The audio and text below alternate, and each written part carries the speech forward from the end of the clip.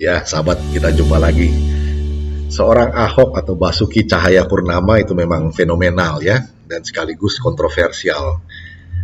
Waktu jadi komisaris utama Pertamina, baru-baru ini dia juga sempat ngomel-ngomel di depan media sosial tentang banyak perkara di Pertamina dan juga nyerempet ke BUMN lainnya, Peruri kalau nggak salah. Nah, dia seperti membuka borok yang terjadi di Pertamina itu sendiri. Jadi kembali kawan-kawan tanya, gimana itu pendapatmu? Ya, saya menulis saja artikel. Judulnya begini, Ahok sang whistleblower, sempritannya memekakan telinga. Begini ya, Prit, Ahok jadi peniup fluid. Ada yang offside, maka ia pun jadi whistleblower atau peniup fluid. Pertama soal direksi dan komisaris titipan.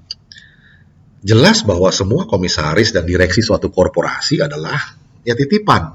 Apa masalahnya? Tak perlu dipersoalkan. Memang begitulah kepengurusan suatu korporasi bisnis. Mau itu BUMN, swasta, maupun korporasi lain atau koperasi juga. Titipan siapa? Ya titipan dari pemegang saham maupun stakeholder terkuat. Kalau perusahaan negara ya titipan dari penguasa negara atau pemerintah. Kalau swasta, ya lewat rapat umum pemegang saham, RUPS. Korporasi bisnis bukan dikelola oleh pengurus yang dipilih lewat pemilu, ala pilpres, pileg, pilkada, atau pilkades. Dalam korporasi bisnis, ya pemegang saham adalah pemegang keputusan tertinggi lewat RUPS untuk menentukan jajaran komisaris atau juga direksi. Yang jadi soal adalah manakala terjadi apa yang dinamakan office politics atau semacam kasak-kusuk di belakang layar yang tidak transparan untuk mendudukan seseorang bukan berdasarkan kompetensi dan rekam jejak yang bagus.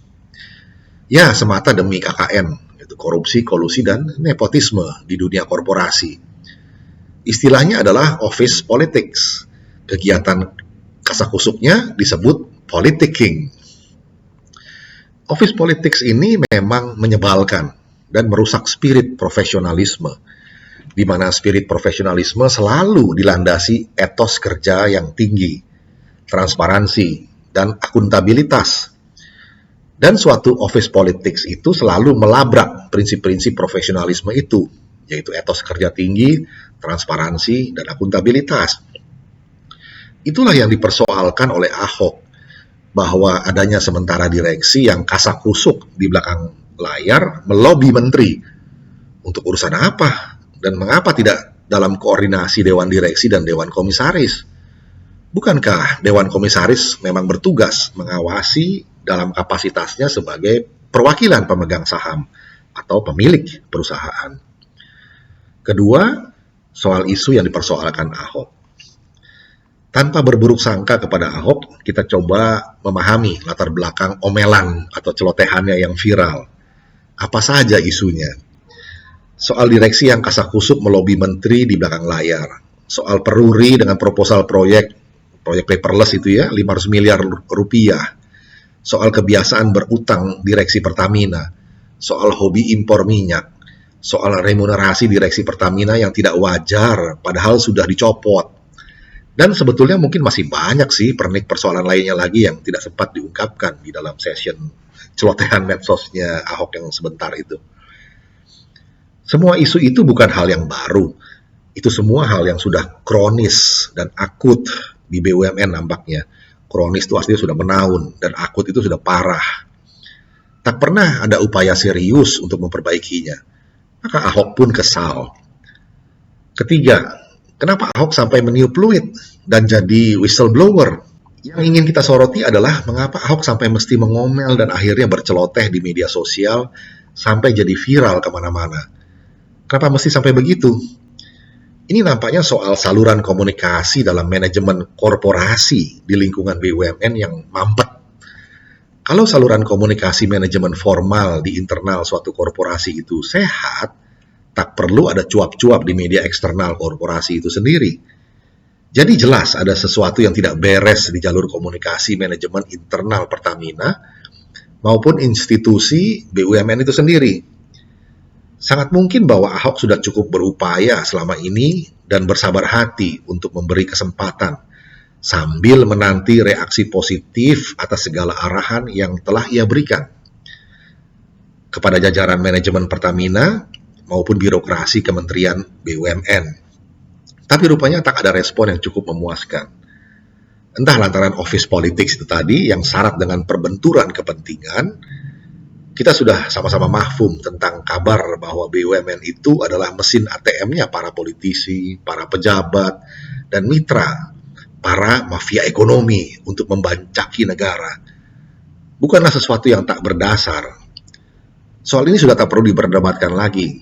Tahu sama tahulah, mekanisme review dan feedback atau umpan balik dalam sistem manajemen di Pertamina dan BUMN secara mendasar tidaklah berjalan alias macet atau mungkin saja dimacetkan oleh oknum-oknum tertentu. Jadi ada intervensi nih, pemotongan jalur komunikasi. Jadi mau tidak mau Ahok pun bertindak sebagai seorang whistleblower yang efeknya, apa boleh buat, telah membuka borok dalam praktek manajemen atau pengelolaan BUMN itu sendiri. Seorang whistleblower biasanya muncul lantaran segala upaya sudah ditempuh dan ternyata membentur tembok konspirasi.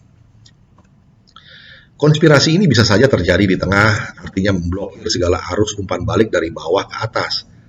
Dan yang pasti, seorang whistleblower sudah tahu risiko yang bakal diterimanya.